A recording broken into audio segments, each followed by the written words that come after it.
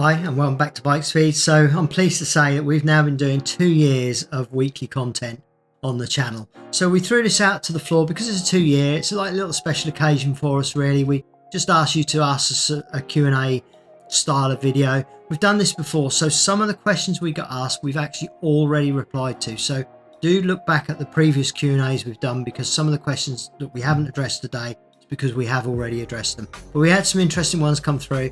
So let's start off with this one. It says, let's have a little insight into your own bikes and the type of riding you'd like to do. You've mentioned your passion for older bikes a few times and shown a restoration of one of them. I bet there's some great gems in your stable. Well, actually, things have changed for me in the last couple of years. Literally in the 2 years that we've been doing the YouTube, I was actually training to do a Land's End to John O'Groats run.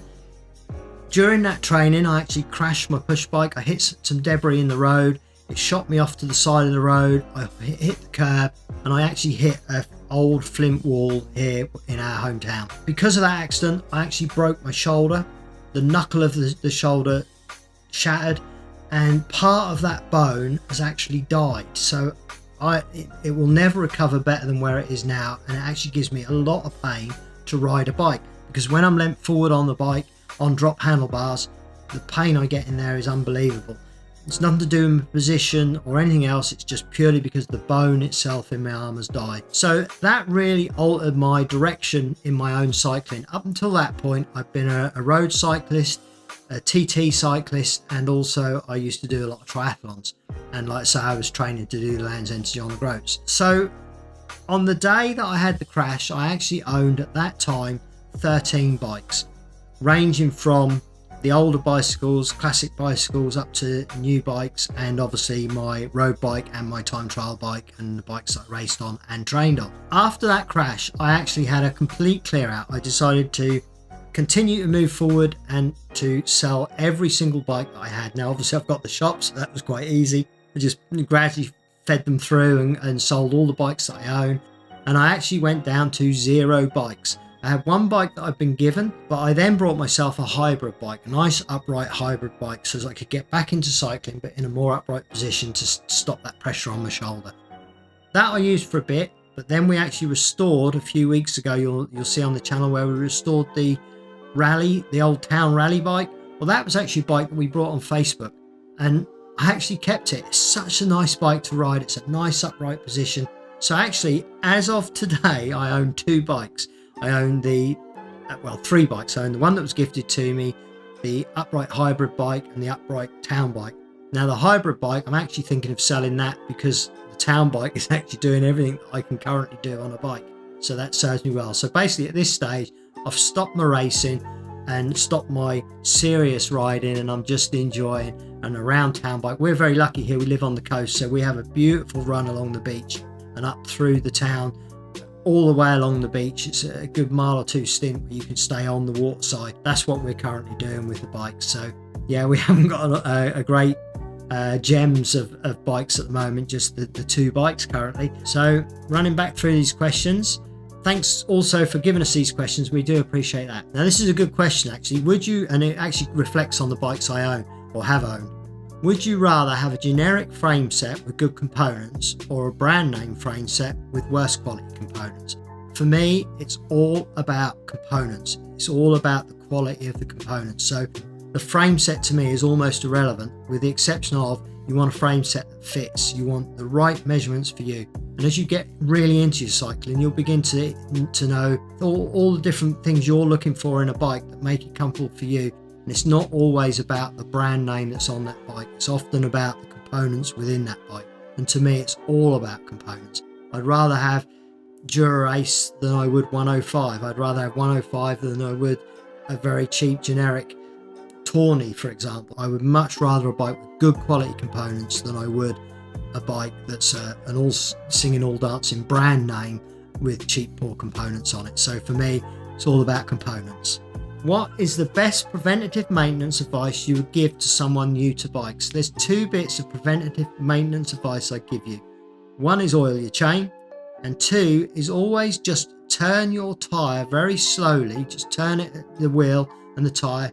Check the tyre for little flints that are just sticking in the surface, because those will work through and will be your next puncture, not necessarily the puncture you've got right now.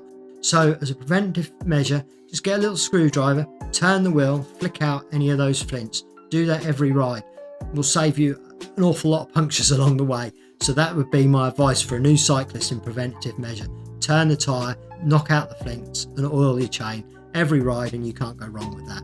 What is the turnaround time for a full in-detail service? Well, I assume by that you're talking about our full strip down rebuilds, the kind of thing that we do on the channel. They can take me 2 or 3 days, but I always say allow roughly a week, because that way if I spot something during that service that needs addressing, I may then contact you, and I may then also order components or parts for the bike.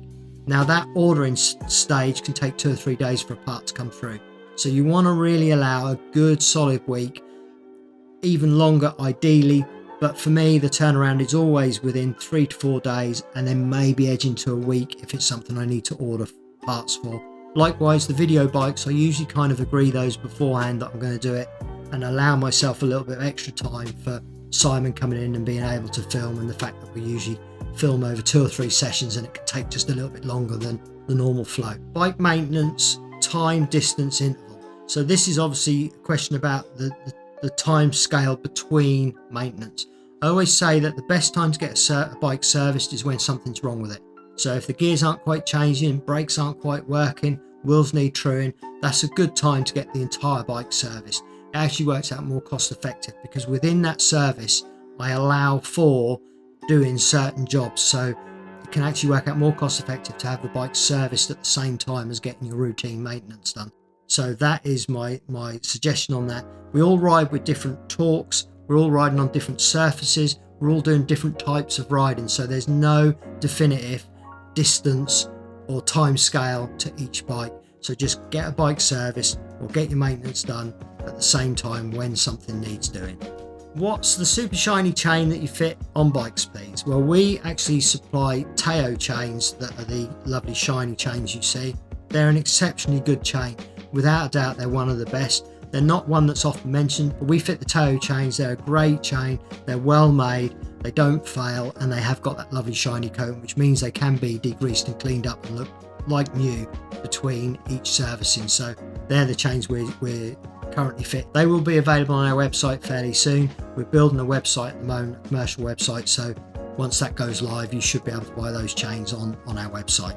I saw you sand in brake discs in almost all your videos. What's the grit of the sandpaper that you use for normal wear? Thanks in advance. Well, we actually have a band scour at work we use for something else, but then the bands that took off originally start at 80 grit, but they're probably running at around about 150, 200 by the time they're worn down. So that's effectively what we're using. So I would say in terms of doing it at home, you want probably a 150, 200 grit paper. So that's what I would recommend for your discs and your pads to use that. What's the most common mistake you see from people who try to service their own bikes? Well, the number one mistake I get is rounded off Allen key heads, where they've tried to undo something, the Allen key has rounded it off, they haven't been able to undo it, and it's then brought to us to solve the problem. That's the number one problem I get, really, is rounded off Allen keys. It is what it is, you know, we haven't all got every size of Allen key, and sometimes we don't even know how to figure it out if it does start to round off. So that's really, pretty much it. Has it gotten easier to make the videos over time as you two have had more practice? Well, actually no, we have found that the videos are becoming more and more time consuming because we're trying to get them more and more perfect. Lighting is the biggest issue we have. We've got a lot of natural light in our shop, we've got a lot of windows, and with the winter the light's changing, and sometimes it's too bright, sometimes it's clouds that then the sun comes through, and lighting is the biggest hurdle we have at the moment to get the bikes and videos looking nice. They've actually become more time consuming as time's gone on, really. We haven't sort of drilled that down in terms of time scale, so we're just putting more and more effort into the videos. So I hope you're enjoying them, and if you are, do subscribe to this one, because there's a lot of effort goes into these. Any tips on prolonging the life of a worn out chain or cassette? If a chain or cassette has worn out, it has worn out. There's no way of prolonging the life on that. Eventually it will skip, the chain will break. The key is to not get that wear in the first place. So change your chain more often. Get your chain checker, check that it's not stretched. As soon as it has, replace it. That will hold your drivetrain for a little longer. So there's not really a lot you can do once it's worn out. If it's worn out, it needs replacing. I want at least 4 videos a week from you boys. One just isn't enough. Well, one video for Simon especially is a full-time job. He's working on the 1 video a week, pretty much full-time. We may be able to squeeze to 2 videos a week if we use a different format for maybe one of the videos during the week. But for the foreseeable future, I don't see that happening. Ultimately, I am a one-man band shop. Simon has come on board. We're now trying to build it to the level where maybe he can earn a full-time living out of it as well. With the YouTube, we are finding we're really beginning to build an audience, and that we're getting new customers because of YouTube. So we may be able to do more than the 1 video a week. But at the moment, they're not commercially viable for us to do even the 1 video. So keep watching, and maybe one day we'll be up to the 4 videos a week. Right, the final question I think I've got for you today is, what is the purpose of not wearing gloves? I see you expose your hands to all kinds of gunk and grime, as well as some of the chemicals used to clean and service. Additionally, what products do you use to clean your hands? Well, I'm very, very fortunate in that I can mix my hands with oils and grease and wash them off, and they stay pretty clean. My hands aren't in ground, so the grease doesn't seem to hold to them. I have no cleaning regimes or worries, really. I don't wear gloves. I do my work, I wash my hands, they came up clean, and I carry on from that day on. I don't think there's any necessary risks involved with that. I keep my hands clean and I wash them regularly, and I wash them in whatever's available. Fairy liquid, washing up liquid, soap, hand cleaners, whatever's there I use, and I don't really have to worry. So I hope you've enjoyed this video. That was the last question that I have for today. Do subscribe to the channel, do hit the like, do drop a comment, and we'll see you again next week. Bye for now.